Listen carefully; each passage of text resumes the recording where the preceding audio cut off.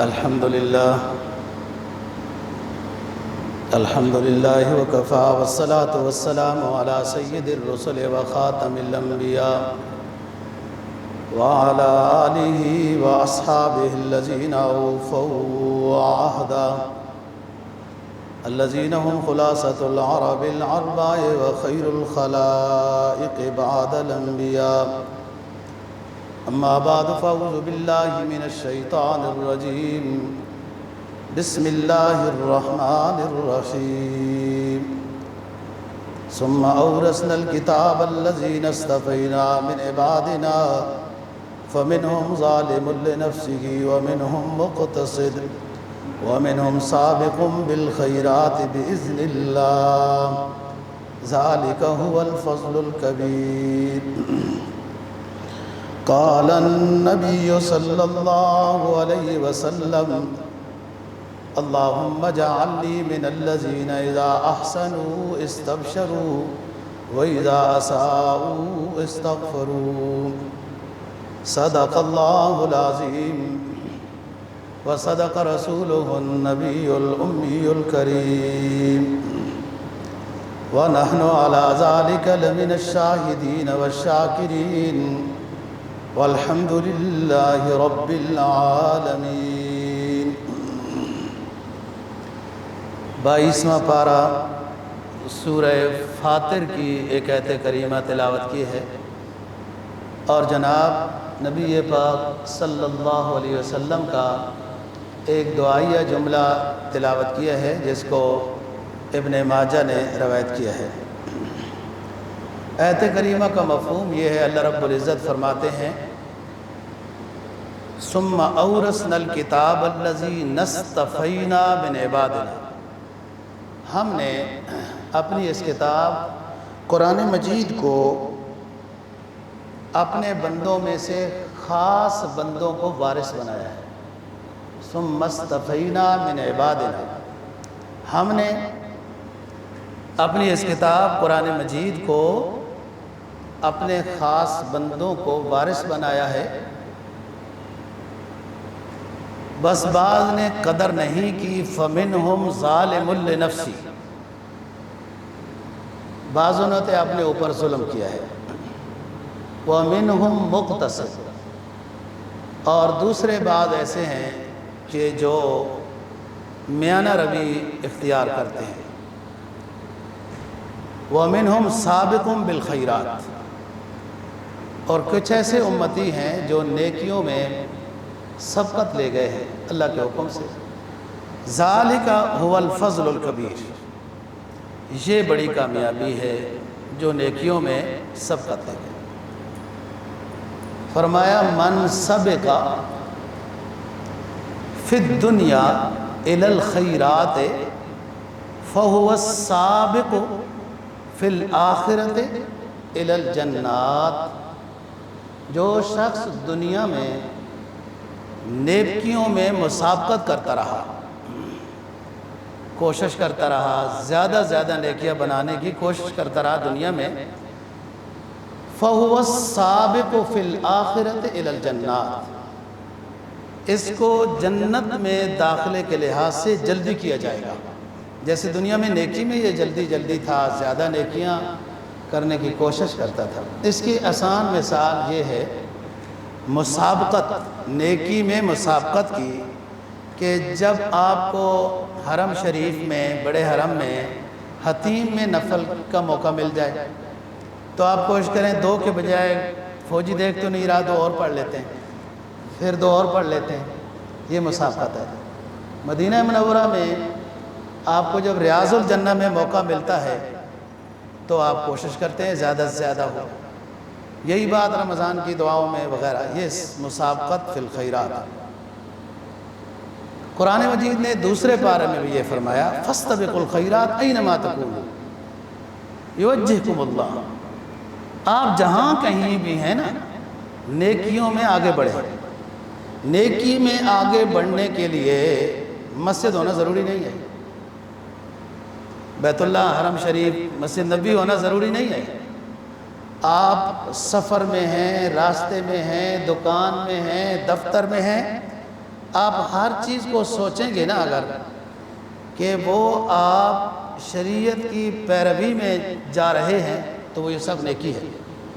خندہ پیشانی کے ساتھ پیش آ رہے ہیں، آپ حکومت کے ادارے کے افسر ہیں، آپ کے ساتھ عوام کا کام ہوتا رہتا ہے، ان سے ملنا، اچھے انداز میں ان کو سمجھانا، قانون کے مطابق ہے کام کرنا، بغیر باب قید اعظم کے کام کرنا، کیونکہ تنخواہ تو ادھر سے مل رہی ہے نا، اس بیچارے سے کیا لیتے ہیں، رشوت ہے، گناہ ہے. تو یہ آپ جدھر بھی بیٹھے ہیں نیکی کر سکتے ہیں. اور اگر مسجد میں ہی ہیں اور ریاکاری کی نیت سے آئے ہیں کہ لوگ دیکھیں کہ جمعہ پڑھنے حاجی صاحب آئے ہیں، تو یہی نیکی نہیں رہی. اسلامی شریعت کا تو خاصہ یہی ہے کہ اس میں رہبانیت کا تصور نہیں کہ نیکی کے لیے ضروری ہے کسی جنگل میں جانا پڑے گا اور وہاں پر چلا کاٹنا پڑے گا. پہلی شریعتوں پر بھی لازم نہیں تھا لیکن انہوں نے خود کر لیا تھا. وَرَهْبَانِيَّةً ابْتَدَعُوهَا مَا كَتَبْنَاهَا عَلَيْهِمْ إِلَّا ابْتِغَاءَ رِضْوَانٍ فَمَا رَعَوْهَا حَقَّ رِعَایَتِهَا. ہم نے امم سابقہ پر بھی رہبانیت نہیں لازم کی تھی، انہوں نے خود اختیار کی لیکن اس کا حق ادا نہیں کیا. بس لوگ آتے تھے تو شوق ہوتا تھا کہ نذرانے لے کے آئیں، کچھ لے کے آئیں، تو پھر رہبانیت کا کیا مطلب ہے؟ رہبانیت تو ترک دنیا ہوتی ہے، زاہد ہوتا ہے وہ. اسلام نے تو فرض نہیں کی کہ آپ تب نیک بنتے ہیں کہ جب آپ کہیں کنارہ کشی، گوشہ نشینی، کسی جنگل میں جائیں اور یہ کریں. اسلام نے نہیں کیا. ہر جگہ میں آپ نیکی بجا لا سکتے ہیں. اہل تصوف نے تو اتنا لکھا ہے کہ آپ اپنے چھوٹے بچے کو اٹھاتے ہیں نا جی، اور پیار کا دل چاہتا ہے، اپنی گودی میں روک لیں اور پھر سوچیں کہ نبی پاک صلی اللہ علیہ وسلم کا حکم ہے بچوں پر شفقت کریں، پیار کریں، میں اس حکم پر عمل کر رہا ہوں، اور پھر اس کو چوم لیں. تو چومنا ایک طبی تقاضا ہے لیکن وہی سنت کی نیت سے ہوگا تو ثواب ہو جائے گا. تو فَاسْتَبِقُوا الْخَيْرَاتِ میں نیکیوں کو بجا لاؤ، آگے بڑھو جہاں کہیں بھی آپ ہو. یہ دوسرے پارے کی اس جگہ پر آیت ہے جہاں پر نا قبلے کی بات ہو رہی ہے. مطلب مسجد میں نہیں ملی تو ایسا نہیں کہ نماز ہی چھوڑ دو، نہیں، نماز پڑھو جہاں کہیں بھی ہو، نیکی اختیار کرو جو بھی نیکی کا موقع ملے. اہل تصوف نے ایک جملہ بیان فرمایا ہے کہ وہ ذرا سی بات جو حاصل ہے تصوف کا وہ یہ ہے کہ جب نیکی پر دل چاہے تو کر گزرو، جب نفس کوئی گناہ کہے تو رک جاؤ. بس یہی تقویٰ ہے، یہ پورا تصوف ہے. بعض دفعہ نا بندے کا دل چاہتا ہے 2 نفل اور پڑھ لوں بس پڑھ لوں. بعض دفعہ دل چاہ رہا ہے اس غریب کو کچھ دے دوں، پھر یوں کچھ آتا ہے دل میں اور دے دو. خیال آیا گناہ کا، بس فوراً رک جاؤ. یہ تصوف کا حاصل ہے. تو بات کر رہا تھا کہ اللہ تعالیٰ فرماتے ہیں کہ مسابقت نیکیوں میں کرو. اور مشہور مقولہ ہے دنیا داری کے لحاظ سے اپنے سے چھوٹے کو دیکھو تو اپنی نعمت پر قدر کی اور شکر کی توفیق ہوگی. دیکھو میری 1 لاکھ روپے تنخواہ ہے، میری 2 لاکھ روپے تنخواہ ہے، یوں بندہ سوچے. میرا 2000 روپے آمدن ہے تو بعض لوگوں کی اتنی بھی نہیں ہے. مجھے اللہ نے گھر دیا، بیگم دی، بچے دیے، کسی کے بچے بھی نہیں ہیں. تو اس لحاظ سے نعمت دنیا میں غور کرنے سے چھوٹے کی طرف دیکھیں تو اپنی نعمت بڑی محسوس ہوگی اور شکر کی توفیق ہوگی. دین کے لحاظ سے اپنے سے زیادہ نیک کو دیکھیں اور اس نیک کو دیکھنے میں اپنی نیکیاں کم لگیں گی تو نیکیاں اور بجا لانے کی توفیق ہوگی. تو میری تو نیکیاں ہی کم ہیں. آپ کے سامنے جو دعائیہ جملہ نبی پاک صلی اللہ علیہ وسلم کا تلاوت کیا ہے، آپ نے فرمایا اللہم اجعلنی من الذین اذا احسنوا استبشروا وَإِذَا أَسَاءُوا اسْتَغْفَرُوا. اللہ پاک مجھے ان لوگوں میں شمار کر دے جو نیکی بجا لائیں تو خوش ہوتے ہیں، دل دل میں خوش ہوتے ہیں کہ شکر ہے اللہ نے نیکی کی توفیق دی ہے، خود دل دل میں، دوسروں کو بتانا یہ نہیں، دل دل میں ایک راحت ہوتی ہے۔ جیسے نا آپ، اللہ نہ کرے آپ کی کوئی نماز رہ جائے تو پریشانی ہوتی ہے، اور جیسے ادا ہو تو ایک راحت ہوتی ہے، یہ ایمان کی علامت ہے۔ اے اللہ مجھے ان لوگوں میں شمار فرما دے اذا احسنوا استبشروا، جب نیکی بجا لاتے ہیں تو دل دل میں خوش ہو جاتے ہیں الحمدللہ۔ اور نیک لوگوں کی یہ ایمان کی علامت ہے۔ بے شک وہ عبادت بدنی ہو، عبادت مالی ہو، یعنی زکوٰۃ بھی جب وہ ادا کر لیتے ہیں نا، کسی مستحق کو دے دیتے ہیں تو خوش ہو جاتے ہیں، حالانکہ ان کی تو جیب سے پیسہ گیا ہے۔ صدقہ خیرات جب دے لیتے ہیں تو ایک راحت سی محسوس کرتے ہیں، حالانکہ پیسہ جیب سے گیا ہے، جیب میں جاتا بڑا جلدی ہے، فوراً چلا جاتا ہے۔ آپ ڈال کے دیکھیں، وہ نکلتے وقت پتہ نہیں کہیں اڑ جاتا ہے۔ وَأُحْضِرَتِ الْأَنفُسُ الشُّحَّ، قرآن کیا کہتا ہے؟ انسان کی اگر تربیت نہ ہو تو بخل اس کے اندر کوٹ کوٹ کے بھرا ہوا ہے، اور بخل کا علاج وہی ہے۔ آپ اسلام کو اپنا امام بنائیں تو بخل کا علاج ہوتا ہے۔ دیکھو نا، لوگوں کی زکوٰۃ نکلتی ہے ماشاءاللہ، 50,000 تو دیتے 60,000 ہیں کہ کوئی کمی نہ رہ گئی ہو۔ یہ اسلام کی اتباع کی بات ہے۔ تو اے اللہ مجھے ان لوگوں میں شمار فرما جو نیکی بجا لا کے راحت محسوس کرتے ہیں، اور ان سے گناہ ہو جائے تو فوراً استغفار کرنے لگ جاتے ہیں۔ اگر گناہ کے بعد فوراً توجہ اللہ ہو جائے اور استغفار کی توفیق ہو جائے تو یہ بڑی دولت ہے۔ گناہ تو ہوتا ہی ہے۔ انبیاء معصوم ہوتے ہیں، حضرات صحابہ، آل بیت، جو آپ کے زمانے کے آل بیت صحابی ہیں۔ آل بیت تو اب بھی ہیں، اب کے بارے میں نہیں، وہ تو جب گناہ کریں گے گناہ ہوگا۔ اس زمانے میں جو صحابی ہیں وہ مغفور ہیں، ان کو اللہ نے معاف کر دیا، ان کی کوئی غلطی ہے بھی تو۔ لیکن انبیاء علیہ السلام سارے معصوم ہیں، ان سے گناہ کا تصور نہیں۔ باقی جتنی دنیا ہے وہ اس کو تو ابدال ہیں، چھوٹے ولی ہیں، بڑے ولی ہیں، آپ انسان ہیں، غلطیاں ہوتی رہتی ہیں، اور اس کے بعد استغفار بھی جاری رہنا چاہیے۔ جب غلطیاں گناہ جاری ہیں تو استغفار کیوں نہ جاری ہو، اور مشکل بھی نہیں ہے۔ تو ہم بات کر رہے تھے ثم اورثنا الکتاب الذی نصطفینا من عبادنا۔ اللہ تعالیٰ فرماتے ہیں کہ ہم نے اس قرآن مجید کو اپنے خاص بندوں کو یہ قرآن مجید بطور وارث وراثت کے دیا ہے۔ یہ علم دین بطور وراثت کے من عبادنا اپنے بندوں کو دیا ہے وراثت کے طور پر۔ اس سے وہ مسئلہ بھی حل ہو گیا نا کہ انبیاء درہم و دنانیر بطور وراثت کے نہیں چھوڑ جاتے، وہ علم چھوڑ جاتے ہیں۔ جس کی جتنی مرضی ہے وہ وراثت حاصل کرے، علم حاصل کرے۔ ایک تو وہ حدیث ہے نا کہ تمام انبیاء کی جماعت درہم و دنانیر بطور وراثت کے نہیں چھوڑ جاتے، وہ علم چھوڑ جاتے ہیں۔ بس جو جتنا حاصل کر لے اتنا حصہ وراثت کا اس نے حاصل کر لیا۔ اس میں کوئی قوم خاص نہیں ہے، کوئی زبان خاص نہیں ہے، کوئی علاقہ خاص نہیں ہے۔ جو بھی علم شریعت پڑھ لیتا ہے اتنی جتنا پڑھتا ہے اتنی وراثت اس کو حاصل ہوگی۔ یہاں پر تمام مفسرین نے ثم اورثنا الکتاب الذی اصطفینا من عبادنا میں امت محمدیہ کو لکھا ہے کہ یہاں کتاب سے مراد قرآن مجید ہے، اور وراثت جو ہے وہ کتاب ہے، اور قرآن مجید، اور کن بندوں کو یہ وراثت دی؟ امت محمدیہ کو۔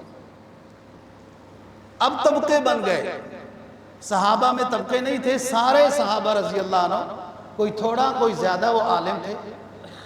وہ جیسے ہی سنبھلتے تھے تو پہلے قرآن کو حفظ کرتے تھے، سورت ختم کرتے تھے تو دعوت کرتے تھے،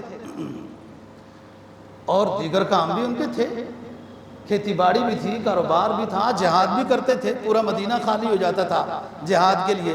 ہم تو ایسے بزی ہوئے کہ ایک دفتر ہمیں کیا ملا کہ سارا کچھ ہی اور چھوڑ دیا، ایک تھوڑا سا کاروبار کیا ملا، سارا کچھ ہی چھوڑ دیا کہ ایک ہی چیز کو سنبھال کے بیٹھے ہیں۔ سارے صحابہ عالم تھے، حافظ قاری تھے، کوئی بڑے تھے کوئی چھوٹے تھے، کنہیں کو صحبت کا زمانہ زیادہ ملا اور بعض کو صحبت کا، نبی کی معیت کا زمانہ کم ملا کہ وہ بعد میں مسلمان ہوئے۔ تو امت محمدیہ اس کتاب کی وارث ہے، اور جو پڑھتے رہے پھر وراثت حاصل کرتے رہے۔ فرمایا پھر بعد میں آ کر امت محمدیہ کے 3 طبقے ہو گئے، 3 جماعتیں ہوں گے۔ فَمِنْهُمْ ظَالِمٌ لِنَفْسِهِ وَمِنْهُمْ مُقْتَصِدٌ وَمِنْهُمْ سَابِقٌ بِالْخَيْرَاتِ۔ شروع کے لوگ جو خیر القرونی کرنی تھے وہ سارے وراثت کو حاصل کر رہے تھے، پڑھتے تھے، پڑھاتے تھے، اور کہاں تک اسلام کا پرچم انہوں نے لہرایا۔ ان کے پاس تو ٹینکیں بھی نہیں تھی، میزائل بھی نہیں تھے، ایمان تھا، سفر کرتے گئے، مدد ان کا استقبال کرتی گئی۔ نہ ان کے راہوں میں دریا اور سمندر رکاوٹ بنے، نہ کوئی جنگل رکاوٹ بنے، نہ کوئی خرچے کی کمی رکاوٹ بنی۔ بعض دفعہ حضرت عمر رضی اللہ تعالیٰ کے دور میں ایک مجاہد جو امیر تھے، انہوں نے خط لکھا کہ حضرت تھوڑی افراد کی کمی ہے، جہاد آگے سخت ہے اور افراد کی کمی ہے۔ تو حضرت عمر نے جواب لکھا کہ میں نے تو آپ کو اللہ اور اللہ کے رسول کے حوالے کیا ہے، افراد وہی ہیں جو تمہارے پاس ہیں۔ اللہ کا نام لے کر جب میدان میں اترو گے تو کم من فئۃ قلیلۃ غلبت فئۃ کثیرۃ بإذن اللہ، تھوڑے بھی ہو۔ وہ بندہ کہتا ہے امیر کہ جب حضرت عمر رضی اللہ تعالیٰ عنہ کا مجھے خط ملا تو مجھے ایسا لگا کہ بہت ساری طاقت اللہ تعالیٰ نے ہمیں عطا کر دی۔ تو بات یہ ہے کہ وہ اللہ کے نام کے لیے نکلے تو کوئی چیز رکاوٹ نہیں تھی اور جہاد ہوتا گیا، کیونکہ وہ کنتم خیر امت اخرجت للناس، وہ اس کام کے لیے اللہ نے ان کو بھیجا تھا۔ کھانا کھاتے تھے، کاروبار کرتے تھے، کھیتی باڑی کرتے تھے، دوڑتے ہوئے گھوڑے کو پکڑ کر پیچھے پھینک دیتے تھے، اور سوق عکاظہ میں جو سالانہ میلہ لگتا تھا زمانہ جاہلیت میں بھی، بعد میں بھی ایک آدھ دفعہ ہوا، وہاں پہلوان مقابلہ کرتے تھے۔ ہر سال کے مقابلے میں حضرت عمر ہی جیتتے تھے، کوئی ان سے آگے نہیں نکل سکا۔ اللہ نے ایسے جنرل کو پھر اسلام کے لیے قبول کیا ہے۔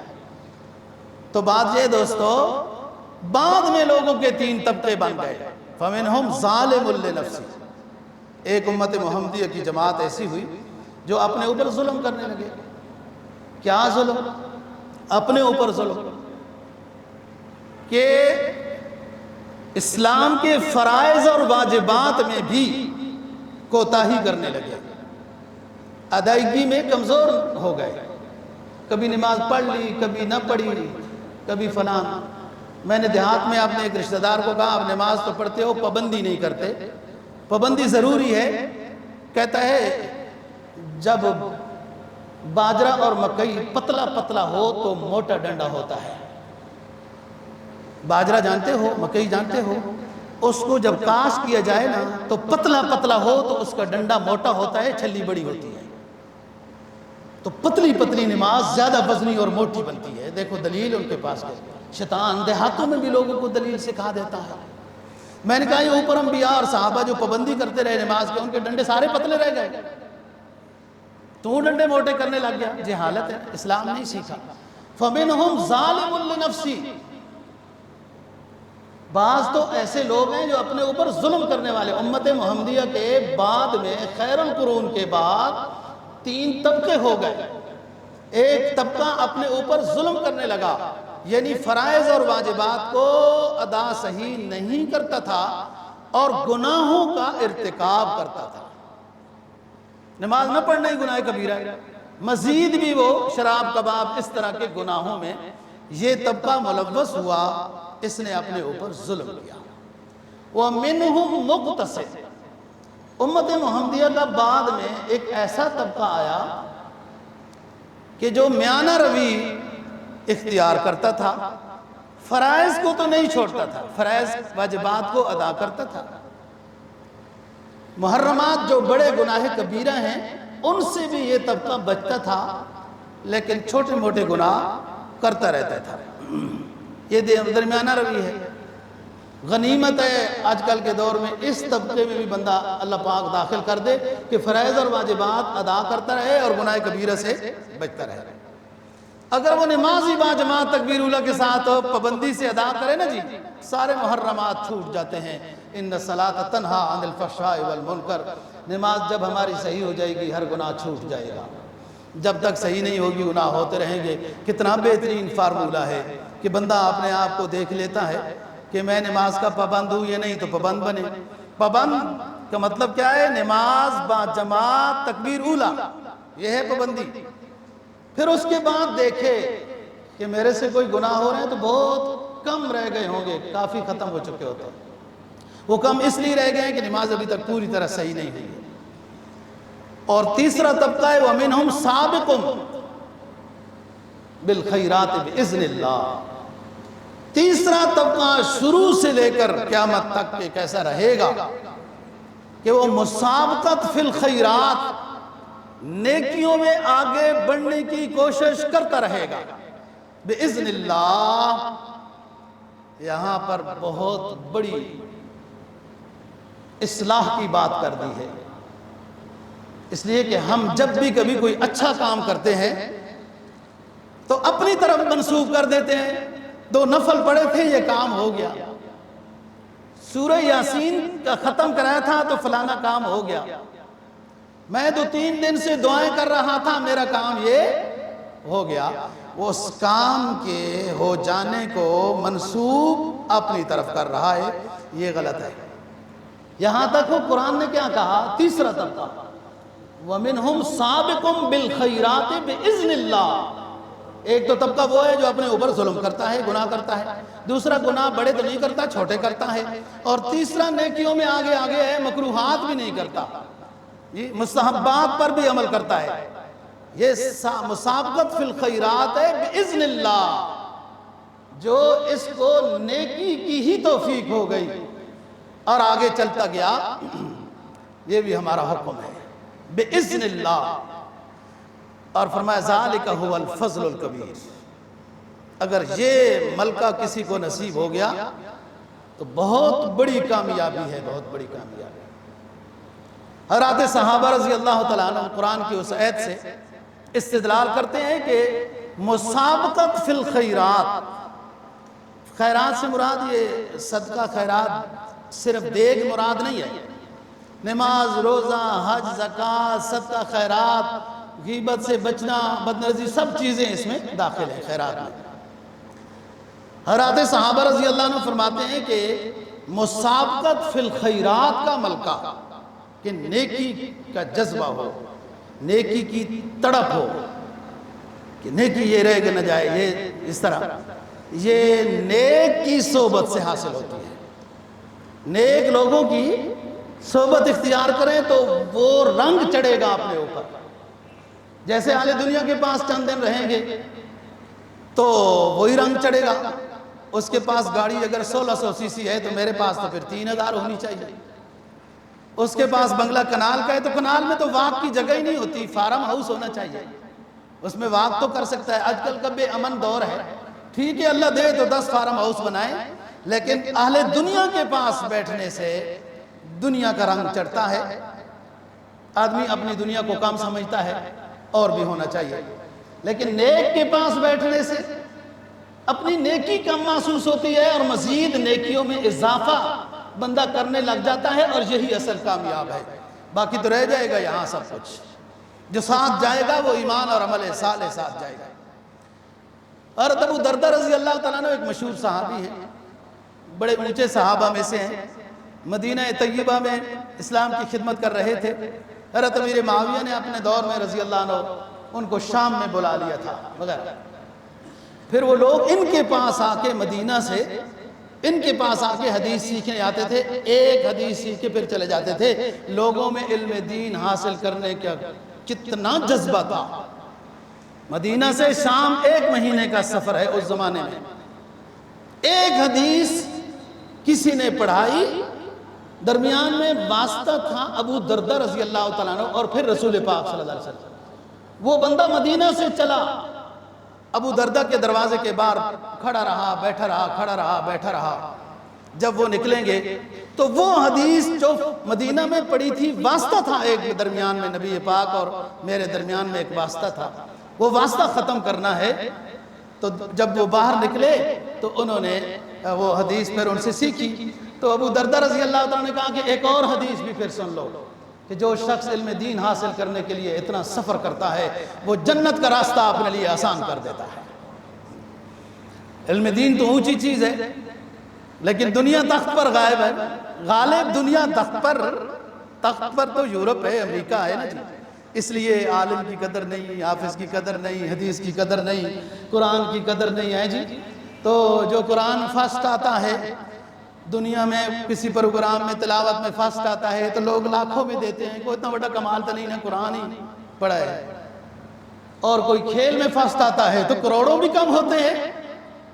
یہ تخت پر جو ہے نا جی اسلام نہیں ہے، اسلامی قانون نہیں ہے۔ ٹھیک ہے کھلاڑیوں کو بھی دیں، خوب دیں، لیکن وہ حدیث اور وہ واقعے بھی یاد رکھیں کہ ابو موسیٰ اشعری رضی اللہ تعالیٰ عنہ گورنر تھے کوفہ کے یا بصرہ کے۔ حضرت عمر فاروق رضی اللہ تعالیٰ عنہ نے تمام گورنروں کو کہا تھا کہ سالانہ رپورٹ ملنی چاہیے کہ آپ کے زیر تحت علاقوں میں کتنے حافظ قرآن بنے ہیں، اس کو انعام ملے گا جو فرسٹ آئے گا۔ یہاں دیکھو فاستبقوا الخیرات کا طریقہ کار کیا ہے۔ ابو موسیٰ اشعری فرسٹ آئے رضی اللہ عنہ۔ ان کا جو گورنر کا علاقہ تھا وغیرہ اس میں بہت زیادہ حافظ کئی ہزاروں میں ہوئی ہے، تو حضرت عمر فاروق رضی اللہ تعالیٰ نے ان کو انعام دیا۔ یہ مسابقت ہو نا جی، حکومت تو اسلامی ہے، مسلمان ہے ماشاءاللہ، ہمارا تو بڑا حسن ظن ہے کہ کبھی یہ بھی اعلان آ جائے کہ جو تلاوت میں فرسٹ آئے گا، تقریر میں، اسلامی بیانات میں جو فرسٹ آئے گا تو حکومت اس کو بھی انعام دے گی۔ کبھی یہ بھی ہمارے کان سن لے تو بڑی اچھے، یہ خوش نصیب کان ہوں گے۔ بہرحال یہ نظام ہوتا ہے جب اسلامی، تو اسلام کی قدر ہوتی ہے۔ جب اسلامی نظام نہیں ہے، جو نظام ہے اے بی سی ڈی والوں کا، تو انہی کی قدر ہے۔ تو میں بتا رہا ہوں ابو دردہ رضی اللہ تعالیٰ عنہ بڑے صحابی ہیں۔ ابو ثابت ایک چھوٹے صحابی ہیں رضی اللہ عنہ، یہ ملنے کے لیے گئے، وہ پہلا واقعہ الگ ہے جو حدیث پڑھنے والا، یہ ابھی ملنے کے لیے گئے کہ بڑے صحابی ہیں اور قرآن کہتا ہے یا ایھا الذین آمنوا اتقوا اللہ وکونوا مع الصادقین، ایمان والو تقوی اختیار کرو۔ تقوی اختیار کرنے کا گر یہ ہے کہ نیک لوگوں کے ساتھ جڑ جاؤ، متقی بن جاؤ گے۔ یہ تقوی اختیار کرنے کا طریقہ قرآن نے بتایا 11ویں پارے میں۔ اب ایک صحابی چھوٹا بڑے صحابی کے پاس جا کے بیٹھتا ہے اور ابو دردہ رضی اللہ تعالیٰ عنہ تسبیحات میں ہے، تو یہ ادب میں آ کے قریب بیٹھ گئے۔ یہی اصول ہے۔ اور کیا کرتے ہیں؟ دعا مانگنا شروع ہو گئے ہیں۔ اللہم وارحم غربتی، اللہم آنس وحشتی ویسر لی جلیسا صالحا۔ ابو ثابت پیچھے بیٹھے ہیں اور دعا کر رہے ہیں یہ جملے، اللہم آنس وحشتی وارحم غربتی ویسر لی جلیسا صالحا۔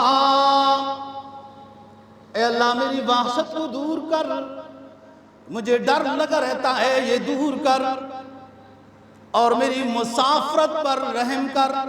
یہ دنیا ساری مسافرت ہے، میری مسافرت پر رحم کر، اور رب العالمین مجھے نیک صالح ہم نشین اور دوست بھی عطا کر۔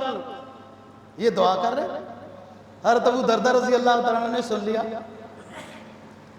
وہ فارغ ہوئی ہے نا جب، تو ابو دردہ نے ابو ثابت کو کہا کہ آپ کی دعا یوں قبول ہوئی کہ اللہ نے ابو دردہ کو نیک دوست عطا کر دیا ہے، وہ ان کو نیک دوست بنانے کے لیے آیا۔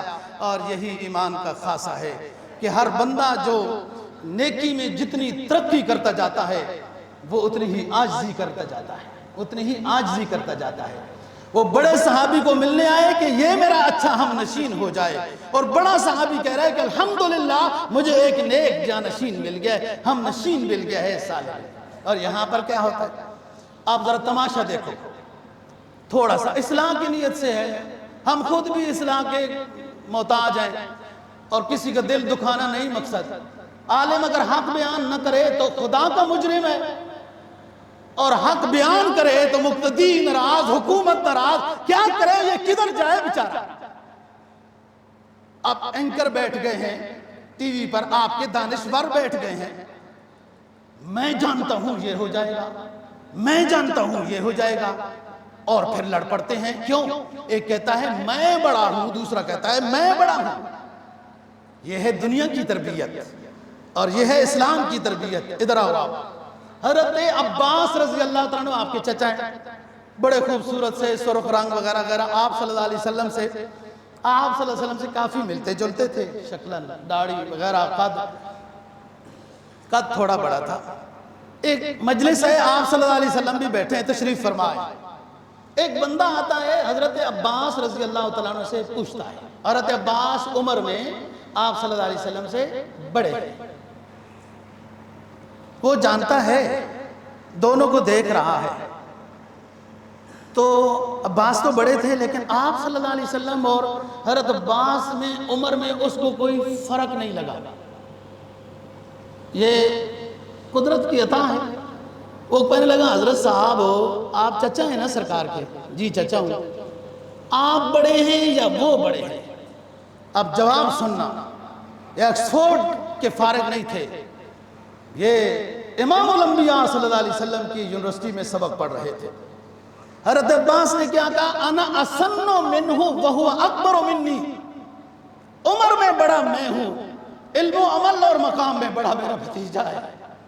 یہ دیکھو عاجزی ہے، حالانکہ اس کا پوچھنے کا مقصد عمر ہی تھا، وہ عمر ہی پوچھنا چاہ رہا تھا، لیکن کہیں اس میں بھی بے ادبی نہ ہو جائے، کہا عمر کی گنتی میں بڑا ہوں، مرتبے اور مقام میں صلی اللہ علیہ وسلم بڑے ہیں۔ یہ بات ہے دوستو۔ تو انہوں نے اللہ سے وحشت کو دور کرنا مانگا، دنیا میں ڈرتا رہتا ہے، بے چین ہوتا ہے نا بندہ، اور پھر کہا کہ میری مسافرت اچھی کر، اور پھر جو ہے وہ نیک لوگوں کی مجلس میں بہت کچھ ملتا ہے اگر طلب سچی ہو، طلب سچی ہونی چاہیے۔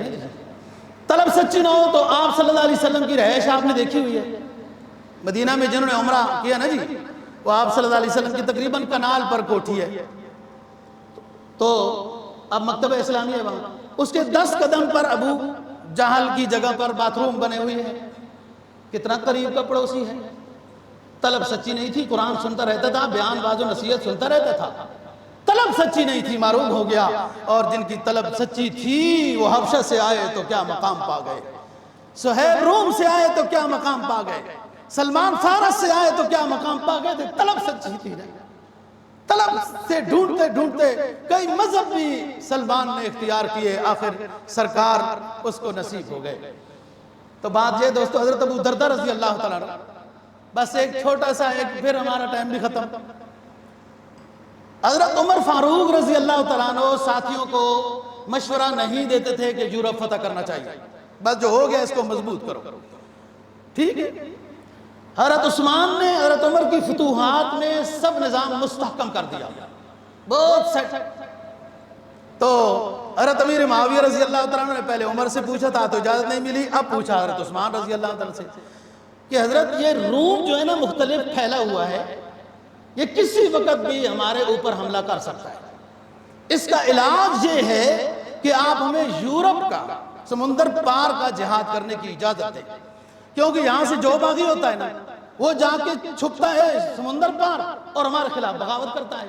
حضرت عثمان نے کہا ٹھیک ہے بناؤ۔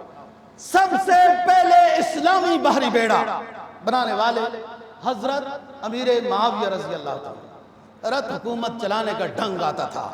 حضرت امیر معاویہ کی تعریف سے یہ نہیں مقصد کہ حضرت علی رضی اللہ تعالیٰ عنہ کی تنقیص ہو رہی، وہ تو بہت اونچا مقام ہے ان کا، خلفائے راشدین میں سے ہیں، آپ کے داماد ہیں، رشتہ دار ہیں، اہل بیت ہیں، وہ اونچا مقام ہے، لیکن ان کے اونچے سے تنقیص معاویہ لازم نہیں آتی۔ بہت سارے علاقوں میں حضرت امیر معاویہ رضی اللہ تعالیٰ عنہ کی سیاست پڑھائی جاتی ہے کہ حکومت کرانے کا ڈھنگ سیکھو۔ حضرت امیر معاویہ رضی اللہ تعالیٰ عنہ 40 سال 42 سال حکمرانی معمولی بات نہیں ہے بابا۔ 20 سال گورنری کا زمانہ ہے، 20 سال جو ہے وہ خلافت کا زمانہ ہے یا امیر المؤمنین کا زمانہ ہے، جو بھی کہہ دو۔ ان کو اجازت مل گئی جب یہ گورنر تھے کہ آپ یورپ میں کریں، ہو گئے، اللہ نے فتح عطا کی، قبرص فتح ہو گیا۔ حضرت ابو دردہ رضی اللہ تعالیٰ عنہ کے ساتھ ہے، میری بات بہت خیال سے سننی ہے اور اس کا نتیجہ کیا نکالنا ہے اس پر بھی توجہ اور غور کرنا ہے۔ قبرص فتح ہو گیا، یہ بڑے صحابہ میں سے، اسی میں ام حرام بھی وغیرہ وغیرہ جو صحابہ شہید ہوئے وغیرہ، ان کو ساتھیوں نے بتایا کہ حضرت الحمدللہ اللہ کے فضل سے قبرص فتح ہو گیا، تو یہ رونے لگ گئے، بہت رونے لگ گئے، متوجہ اللہ ہوئے۔ تو ساتھی نے پوچھا حضرت قبرص فتح ہو گیا، آپ رو رہے ہیں، رو کیوں رہے ہیں؟ تو فرمایا کہ اس لیے رو رہا ہوں کہ جن سے قبرص آج آپ نے لیا، انہوں نے اللہ کی بغاوت کی تھی اور ہمیں اللہ نے ان کے اوپر مسلط کر دیا، وہ مغلوب ہو گئے، ہم غالب آ گئے۔ ڈر اور رو اس لیے رہا ہوں کہ کہیں ایسا نہ ہو جن مسلمانوں کو آج اللہ نے قبرص کا حکمران بنا دیا اس ترکی کے ساتھ، تو کل یہی بغاوت کریں گے تو ان کے اوپر کوئی اور مسلط کر دیا جائے گا۔ اللہ جن کو فتح عطا کی ہے ہمارے ساتھیوں کو، ان کو ہدایت پر قائم رہنے کی توفیق عطا فرمائے۔ اچھا یہی ہوا، پھر کچھ عرصے بعد آپ تو جانتے ہیں ایک عرصے تک یونان کی اور ترکی کی قبرص میں لڑائی لگی رہی، وہ کہتا ہے میرا، وہ کہتا ہے میرا، وہ کہتا ہے میرا۔ یہ لڑائی اس لیے تھی کہ نیکیوں میں کمزوری آ گئی تھی، یہ پرانی بات نہیں، اب کر رہا ہوں۔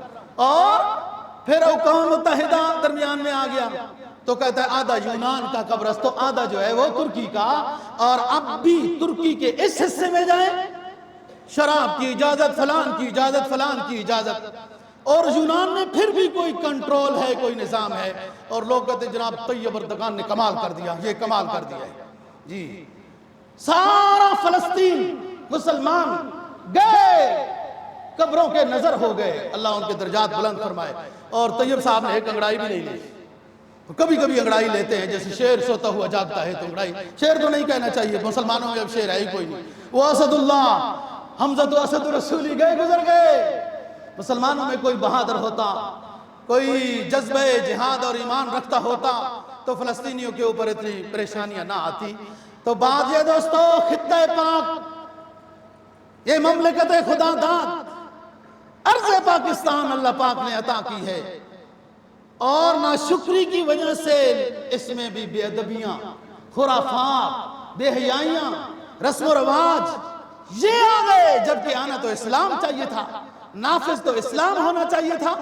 اس ناشکری کے نتیجے میں کہیں ایسا نہ ہو کہ یہ نعمت ہمارے ساتھ ہم سے چھن نہ جائے۔ تو یہ فکر ابو دردہ کو شروع میں تھی، اور اس کا آسان حل ہے، آسان راستہ ہے کہ اللہ سے توبہ کرو، جو ہو گیا معاف ہے، اللہ آئندہ ہم درست نظام کریں گے، سود سے بچیں گے، معاشرے کو کرپشن سے بچائیں گے، اعمال اچھے کریں گے، گناہوں کی حوصلہ شکنی کریں گے، تو اللہ پاک راضی ہو جاتا ہے، فوراً راضی ہو جاتا ہے اللہ تعالیٰ۔ لیکن کوئی اللہ کو راضی تو کرے، راضی تو کرے۔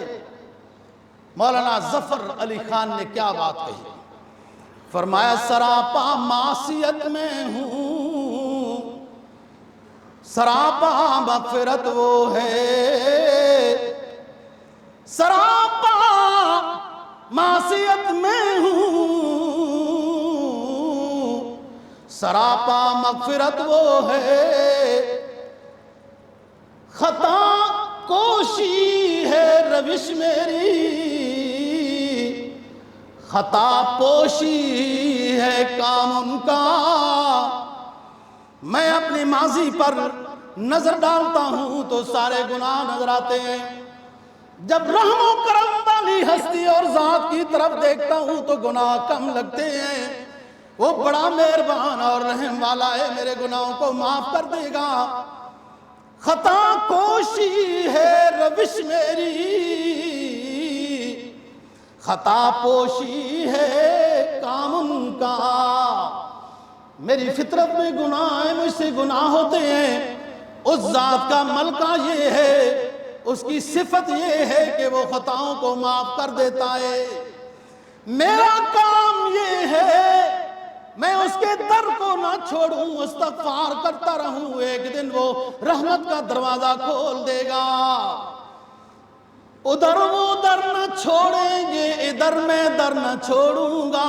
نہیں، غلط ہو گیا، ادھر وہ در نہ کھولیں گے۔ ناراض ہے نا، میرے گناہ بہت ہیں۔ اللہ چاہتا ہے یہ کتنی دیر میرے سے اپنے گناہوں کی معافی چاہتا ہے نا، کتنی دیر اللہ تعالیٰ دیکھنا چاہتا ہے نا جی۔ تو بندہ لگا ہوا ہے اور وہ نہیں گناہ معاف ہو رہا ہے تب بھی لگا ہوا ہے، یہ طلب صادق ہونے کی دلیل ہے۔ ادھر وہ در نہ کھولیں گے، ادھر میں در نہ چھوڑوں گا۔ یہ گناہوں کی معافیاں کرانے آیا ہے، سچا بندہ ہے۔